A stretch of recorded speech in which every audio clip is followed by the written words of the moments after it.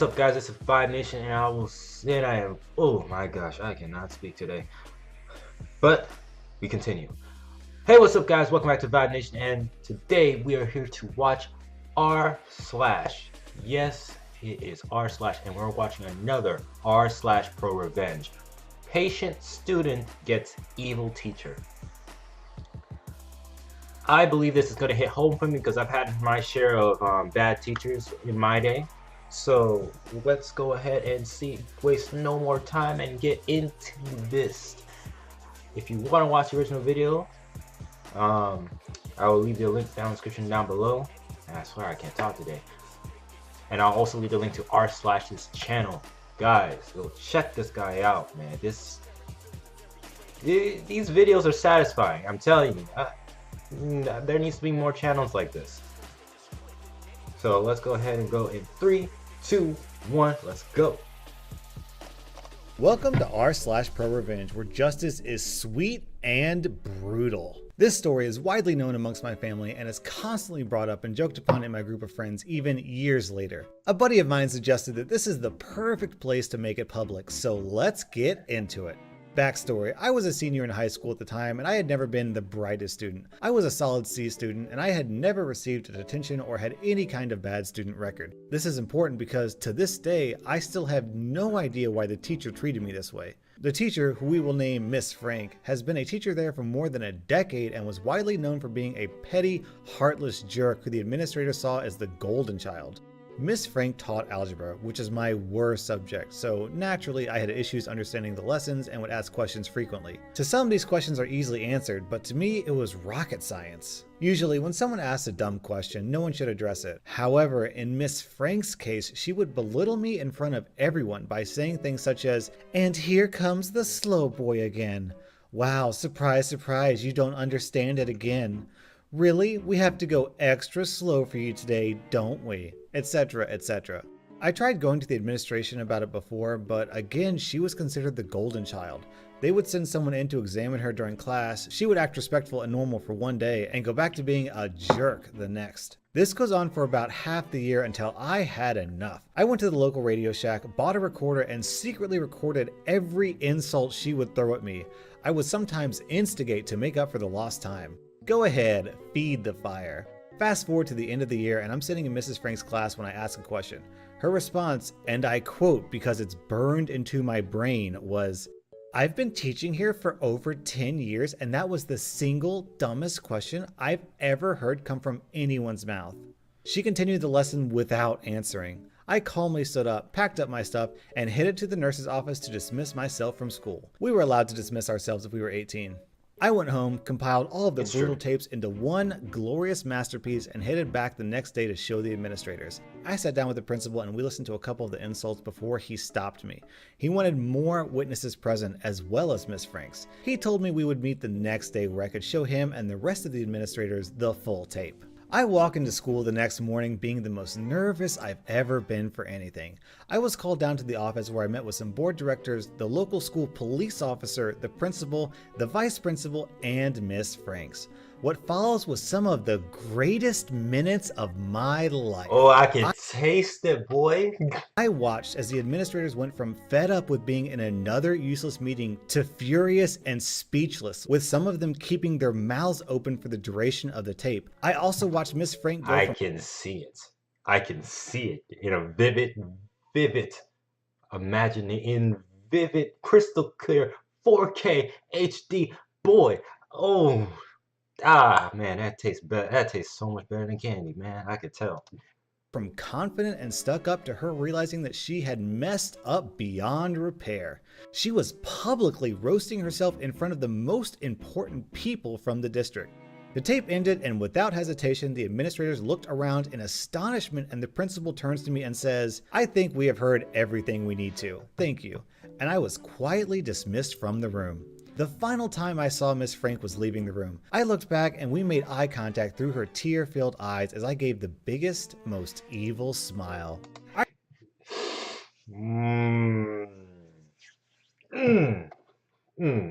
I'm sorry. This is just delicious. I'm sorry. I returned to class the next week and Miss Frank was nowhere to be found. The story spread quickly throughout the school and I was seen as a saint.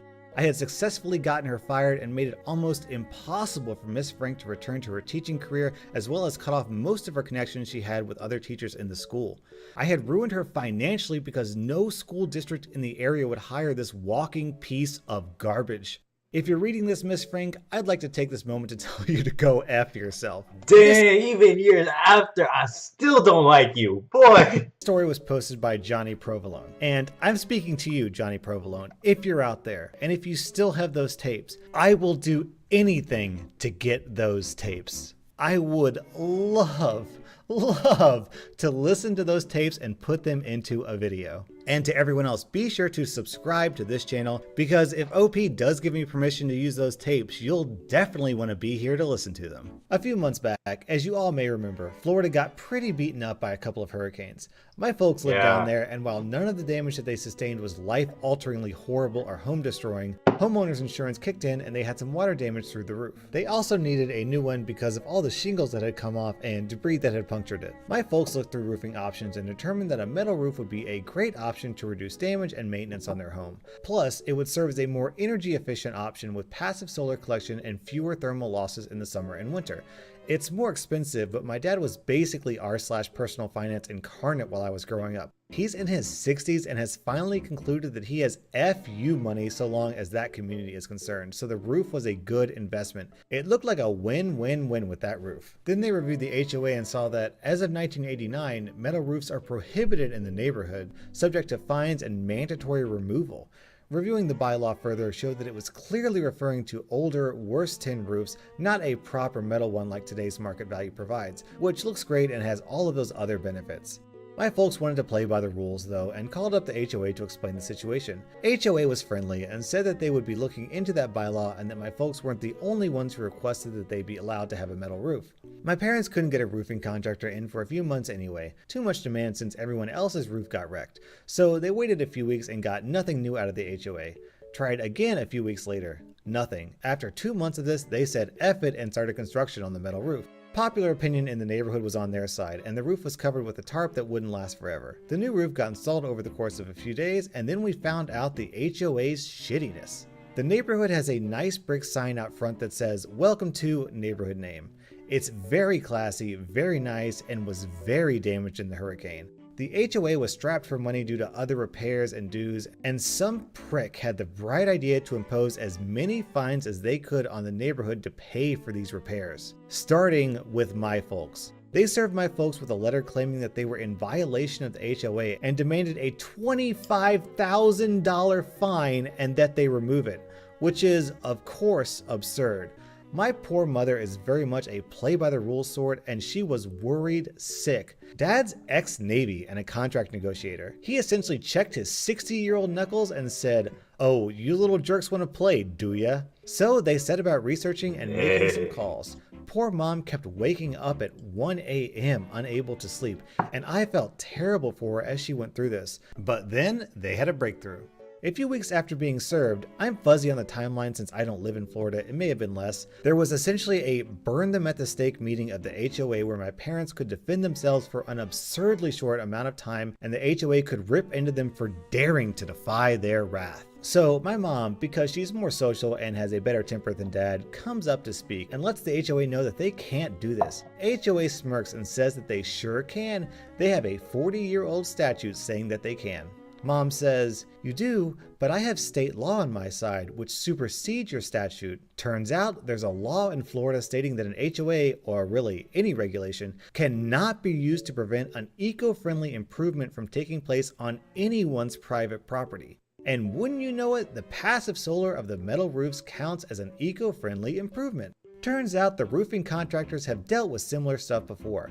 When Dad mentioned what was going on to them, the contracting officer pulled out a few letters of accreditation and a few past cases where the court had determined that their product was eco-friendly and forced the HOA to pay all legal fees.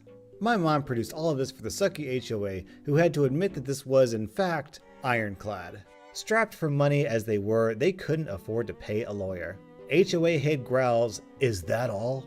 Mom turns up the sweetness to 11. No, I see in the bylaws that we can vote to impeach board members at any HOA meeting and to elect their replacements. I move to impeach all of you. I nominate my husband and... She rattles off a list of names. HOA is stunned. While Dad looked into the legal, Mom looked into the new neighborhood. Popular opinion was on their side and the hearing was public for the neighborhood. Mom convinced a majority of the homeowners to attend and remove the board for their sucky policy. With that, my parents are now on the all-new board. My dad is putting out his contract negotiation skills and his own craftsmanship skills to work repairing the front entrance. And metal roofs are now allowed by the all-new HOA.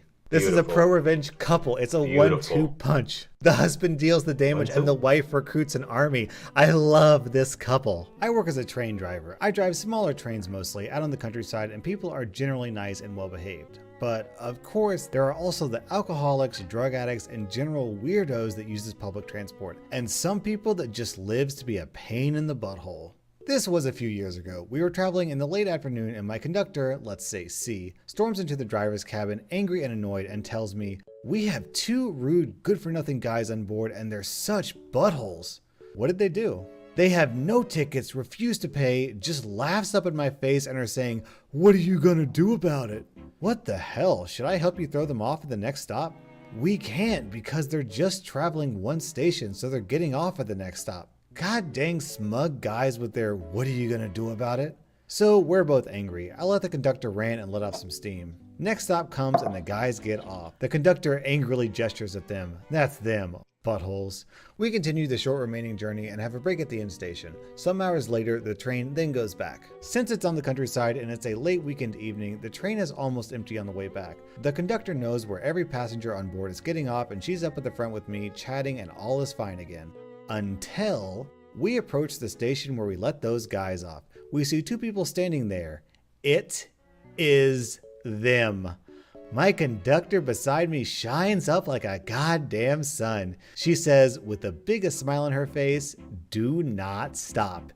And I'm just laughing, slowing the train down, not stopping though. When we pass them, my conductor opens the window, waves, and says loud and happily, "This is what I'm gonna do about it." The guys are just staring at her with their jaws on the ground when we drive past them. We laugh all the way to our home destination. We were the last train for the day. And if that story wasn't already juicy enough, we've got more. And we're gonna stop right there to make this into a 2-part. We're gonna start another one on the second part because well, maybe I don't have to. We'll see. Well, thank you guys for watching. This has been Vibe Nation, and I will see you guys on the next one. Peace.